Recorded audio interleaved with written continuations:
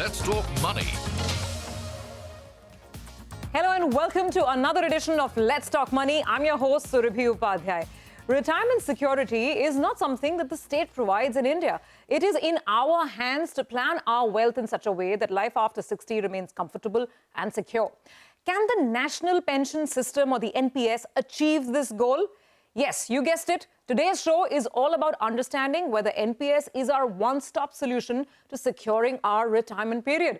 Many of you have written in with the questions, and we're going to try and answer as many questions as we can over the course of the next 20-odd minutes. So let's get ready.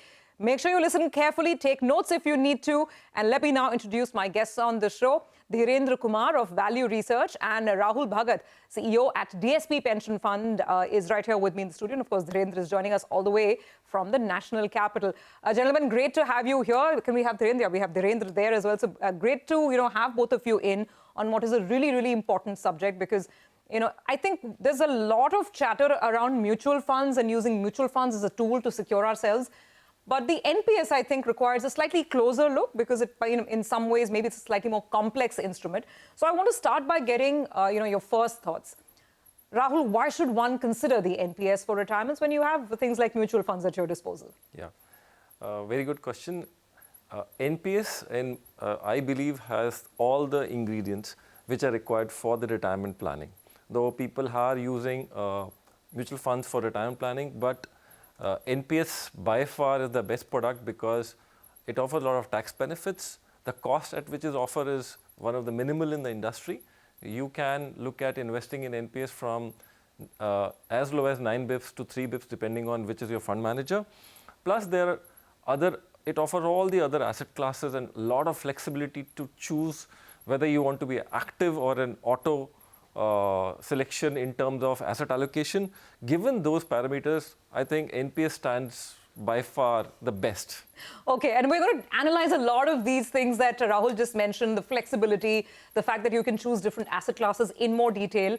But Dhirendra, opening thoughts with you as well. Why NPS? NPS, there are many advantages, but if I have to prioritize, if I have to say two big things why you should choose NPS, if it is going to be your longest term investment, the low cost is something which cannot be matched by any other investment. And the other is, the tax efficiency. And if you are able to persuade your employer to contribute to the NPS kitty, then this is the only other income which an investor will have in his account, which will be tax-free, because besides this, only agriculture income is tax-free. So these are two these are two unique benefits: the cost and the tax advantage. Okay, fair enough. Gentlemen, so let's do one thing. Let's go over the brass tacks first, and then we'll start, comparing the advantages, disadvantages, etc. So people understand what the structure is like. Now, the NPS to begin with, it has two different types of accounts. And then there are rules as to, which ones get the tax benefit and which don't. So, Rahul, why don't you start? Take up the first part of it. Who all can invest in the NPS? And just explain to us this concept of the Tier 1 account and Tier 2 account, and which one is for us. Yeah. So NPS can be utilized, or any Indian citizen can invest in NPS, age from 18 years to 70 years within that age bracket. Now, NPS offers two types of account, as you said, Tier 1 and Tier 2. Tier 1 is your pension account, and Tier 2 is your investment account. Okay. Tier 1 is the account which gets opened by default when you look at NPS. Tier 2 is a choice whether you want to open that account or not. But if I were to guide or tell people, you should open Tier 2 account as well, because it's free of cost, there's no charges. Tier 1 is where when you save for your retirement, you get all the tax benefits. So when I'm putting in the money every month in NPS, Tier 1 is where that sum is accumulating, right? Yes. And on that, I get the tax benefits. Tax benefits, and that is your retirement kitty. Tier 2 is basically your investment account where you can invest money, withdraw money at any given point of time. There are no restrictions. Okay. So purely it's an investment account, and Tier 1 is your retirement account. So Tier 2 has nothing to do with the corpus that you'll get at the end of your retirement, right? For all practical purposes, Tier 1 is the account. But there's one thing which people don't know. Okay. If you have saved enough money in Tier 2, and for some reason you feel that Tier 1 is not going to be sufficient for your retirement, you can transfer funds from Tier 2 to Tier 1. Oh. That option is available. So you can do that. Okay, well, small nuances and lots of them with the NPS that, this is just starting point that we're trying to be aware of. Dhirendra, let's go over tax, because whether we like it or not, I think a lot of investors look at tax as a very important parameter when they're deciding, what to opt in for. And just help us understand taxation both at the contribution stage and at withdrawal, because I believe that at least 60% of that retirement corpus you can withdraw tax-free. Yeah. So, this is also a clear differentiation as compared to mutual fund. When you invest in a mutual fund, the equity treatment is that all long-term gains is taxed at 10%. In this case, 60% of your money is almost like a mutual fund. You can take it out at your, on special occasion and on retirement, and it's a tax-free withdrawal. All the gains are tax exempt in from that point of view. 40% has to be annuitized. So that is a distinct advantage. There is one more thing which comes with NPS, that your employer's contribution to NPS to the extent of 10% of your basic salary is, it can be expensed by the employer, and it is not considered as your income. So that is the exempt income. So the appreciation is exempt. The investment that you make here in NPS to the tune of up to 2 lakh rupees because of ATC, ATCCD and ATC is a deductible expense, is a tax saving deduction available there besides the employer contribution. And also it is the only EEE to the extent of, it's the only EEE vehicle available to investors. EEE, exempt from tax when you're contributing, when that sum is, accumulating, it's gathering those returns, and exempt when you're going to withdraw as well. The withdrawal is not as straightforward, and I think that's where a lot of questions are coming in. So, gentlemen, allow me to get to our first query. Sumit has sent us this question on Instagram. He's saying, I've invested in Tier 1 NPS. However, now I'm considering to put this money in a small cap mutual fund because of the lock-in periods involved and also the 40% annuity compulsory condition that is there. Please remember my disclaimer. He says I'm a disciplined investor. And it's not like if I put it in a mutual fund, I'll keep withdrawing it. So he's saying, do you think I should switch from NPS to a small cap fund? Dhirendra, now I'm going to come back to this. We were just discussing withdrawals, right? Explain this to us, because not a lot of people might know that when you retire, 60% of the money you get the total accumulation tax-free. That sounds wonderful. But 40% has to be used to compulsorily buy something known as annuity. Explain that to our viewers. And now annuities are taxable. And this, I think, for a lot of people is a bit of a googly. Annuity is taxable, but you have the income from annuity, because the annuity, the way it works is you put your capital, you invest your, you buy annuity, and it gives you a periodic income. And there are 3 formats of annuity, 3 forms of annuity. One is that there's a defined income that you derive from it. It remains constant. Then there is the inflation adjusted, that your income or the return comes down, but it gets adjusted for, or it's a growing income, so to say. And then all annuity comes in 2 forms. One is that you get your capital back, or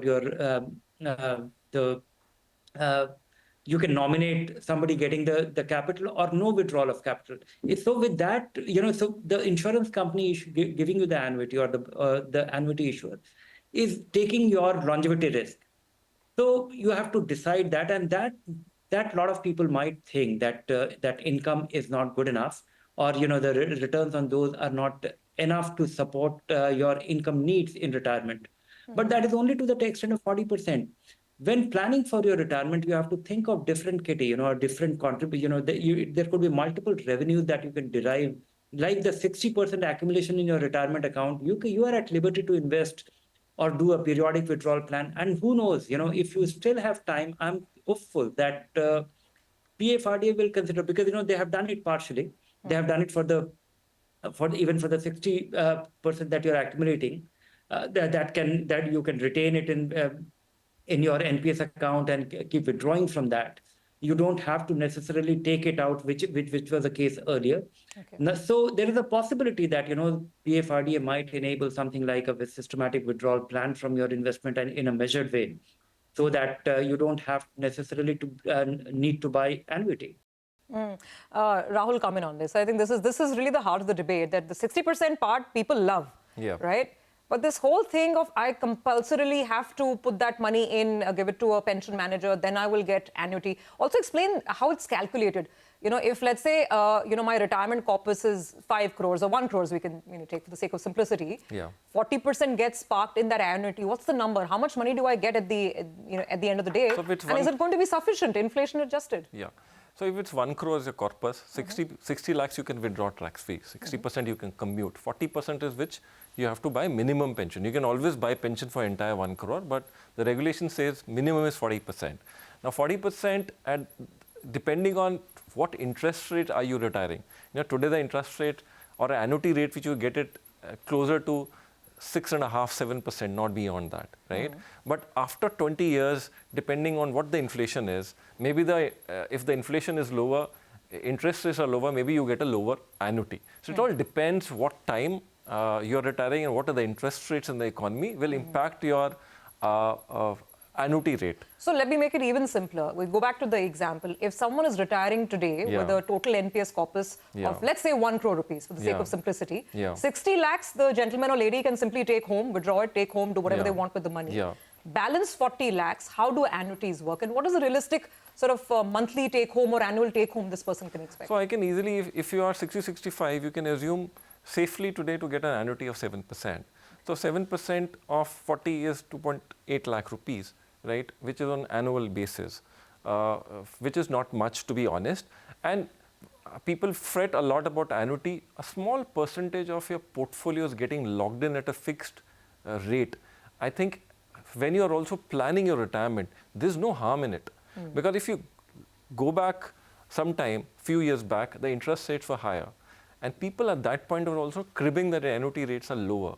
But if you see today, if I have got an annuity rate of 10%, it seems so much better than a 7% today. And what I call annuity is fixed deposit for life. Because the interest rates will never change. It's going to remain same for your lifetime. People forget that. And no other product in the industry, no financial product can actually give you the fixed return for that longer duration. That's an argument. That's a strong one, that it's a fixed interest rate for the rest of your life. So that's a strong case in favor of annuities as well. You know what, we need to take a quick break, but when we come back, we discuss another very important facet of the NPS, the fact that it allows you to move between asset classes, whether it's government debt, whether it's corporate debt or equities. How should you plan your investments? We'll discuss that after the break.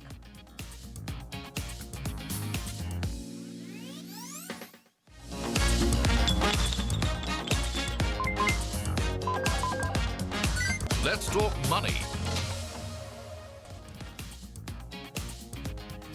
Welcome back. You're with us on Let's Talk Money, and this week we are completely breaking down and doing a SWOT analysis of the NPS, the National Pension System. So tax is a definite hit. Annuities, yes, but perhaps there's something good about annuities too. We've discussed that.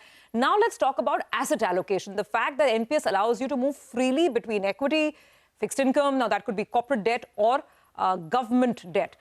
We've got a query coming in on this, so let me start with that. Naveen is asking us this question. He's saying NPS gives us the option of switching from a 50-50 mix between equity and debt, going up to 75-25 in favor of equities or vice versa. Does this make it better than mutual funds? What are the pros and cons? Dhirendra, let's take a step back actually and also tell viewers, how this whole asset allocation, how the choices work. The choice is the maximum that you can have in equity through NPS is 75%, and you have to define it. You have to decide yourself. And otherwise, there is the auto plan, which will, which is linked to your age, and the allocation will be automated. So 75% allocation to equity who still is 10–15 years away from realizing that money or in need of that money is fine. And that is the maximum that is possible there. As compared to that, in mutual fund, you can have 100% investment in equity, or you can choose your vehicle and it could be all equity or whatever you want to. But in case of NPS, if you compare it with what is being touted as or what is being referred as a constraint, I think it is a great advantage, because the real problem of investment in mutual fund is that you are often tempted to pull your money out. I think the lock-in or the lack of liquidity the constraint that you cannot pull your money out is a very desirable enforced restriction. And I think people should embrace it. This is one part of your saving which you should not touch. And you should look at it because and you should always think in terms of what it is meant for. It is not retirement. It is basically dignity and making sure that you are accumulating your savings for future. And so that you are, trying to reduce the risk of outliving your savings. And that is a very dreadful, possibility, which nobody would like to settle with. So with that in mind, I think this liquidity bit and not having, and 75% might be a constraint, because I would think that, in the initial phases of any investment, when you don't need to do asset allocation, de-risk yourself when you have nothing to de-risk from. But after you have accumulated something meaningful, having 25% allocation to fixed income is very desirable. And this asset allocation and complete, your ability to rebalance it without any tax incidence is one unique feature of NPS. Any other vehicle, if you invest in debt fund, or you invest in an equity fund, and you want to rebalance it every time the 50% into equity or 75% into equity becomes 80%, all the gains will be taxable and you will lose 10% of the gains. Not in case of NPS in tier 1 or tier 2. Okay. Fair enough. Just quickly, Rahul, come in on this. I mean, a lot of people obviously want to maximize their returns, right? Yeah. And by perhaps putting it in equity. What do you advise people? Is this auto choice, which automatically changes the allocation depending on your age? Is this the better option, or should you just, park the maximum possible in equity? See, it depends on whether you understand the markets or you don't. Active fund management is for people who relatively understand the markets better and take the calls depending on the market and other things. Generally, people who don't understand can take an auto choice and can also still take an aggressive portfolio option, because that auto choice also gives you 3 options, which is aggressive, moderate and conservative. Okay. And aggressive is where you have the highest equity. So up to 75%. Up to 75%. And that's a good option. You can choose. So depending on whether do you understand the markets or you have a time to look at the markets and change your portfolio, which most of the people, if understand, also forget because of they're busy. So it's totally up to them. Auto choice, aggressive is also great, and 75% or active choice is also great. Up to you, how do you want to manage it? And if you're going to do it yourself, then no matter how many switches, there's no tax, right? In terms of changing. So 4 switches in a year are free. Okay. So I don't think beyond that you need to switch out. You shouldn't be churning so much. So you shouldn't be churning that much. So there's no cost to switching. Got it. Okay, so think about how you want your asset allocation mix to be, and the NPS will allow you to invest accordingly. Let's move to a question that we are getting in from Mangesh. I think he's with us on the phone line. Mangesh, hi, welcome to the show. How can we help you? Hi, good afternoon. My name is Mangesh, and I am an NRI working in the Gulf. While working in India, I had started with my NPS investments, which I continued post attaining the non-residential status. Should I now continue my investments in NPS to build my retirement corpus? Okay, you're not living in India, but you want to know whether you can continue with the NPS. Got that. And I believe you've also got a second question for us. So just tell us that too. The second question is through NPS we can have an asset allocation up to 5% into AIFs. Would it be wise to have 5% of the NPS corpus invested into these AIFs? As being a retail investors, there are hardly any avenues to invest directly into the AIFs, while the NPS gives an exposure or provides us with that. Okay, excellent question. Thank you for bringing that up. Yes, there is a fourth asset class that the NPS does, give exposure to, and that's AIFs, alternate investment funds. Rahul, what do you think of this fourth? Because anyway, I don't think we can go beyond 5%. Yeah, that's restricted. Is it recommended? What are the returns like for this particular asset class? See, personally, I would recommend not to choose alternate investment, though it looks fascinating, but because of the restriction, the way the regulation is drafted, it's pretty risky. Rather than taking that risk in 5%, I would say take that exposure in equity and earn decent returns, because equity has been giving phenomenal returns in NPS. So I would advise not to go for AIF. It doesn't make sense, because what we can do is either REITs, InvITs or perpetual bonds. Beyond that, you can't do anything. Okay. So I would not advise. Which is pretty much like debt. I mean, sort of quasi-debt. It is better than debt. It will give you, but the risk is much, much high. Given that we, in terms of REITs and InvITs, are not evolved as economy much more. Would request you to avoid at this point of time. Got it. Okay, as we are coming down to final thoughts, the most important analysis perhaps, and that is returns, because this is long-term money that we're parking with our pension fund managers. So how are returns performing? Let's pull up the data. And in fact, we'll have some tables come up for you. On the equity side, if you're looking at 5-year returns, and they don't look too bad. In fact, we'll just have those numbers up. Dhirendra, you tell us, when I pulled in some of this data through value research, decent double-digit returns, high-teen returns coming through.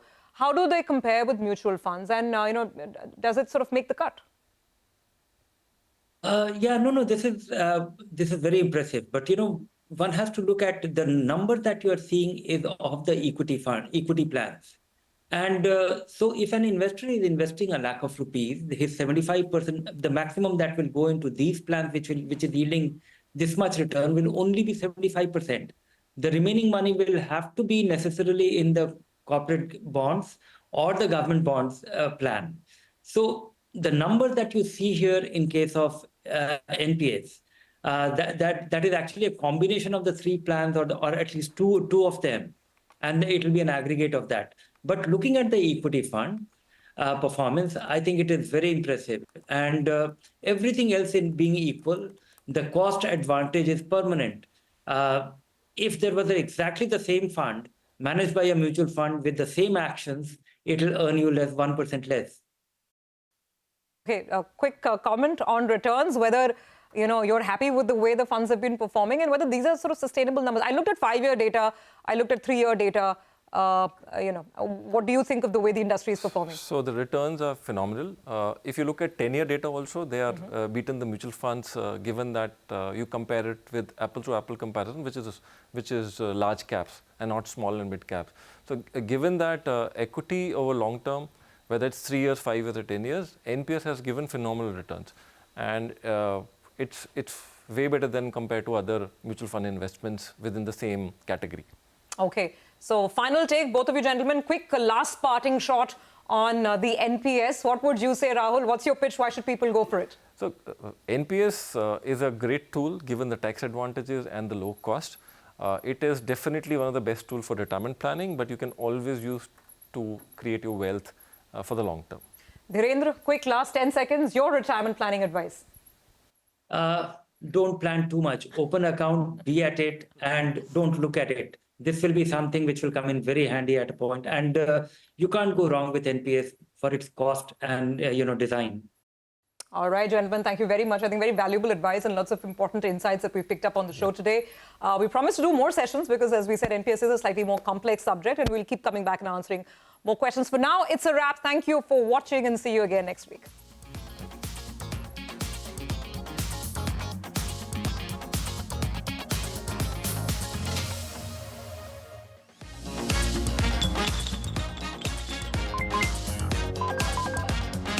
Let's talk money.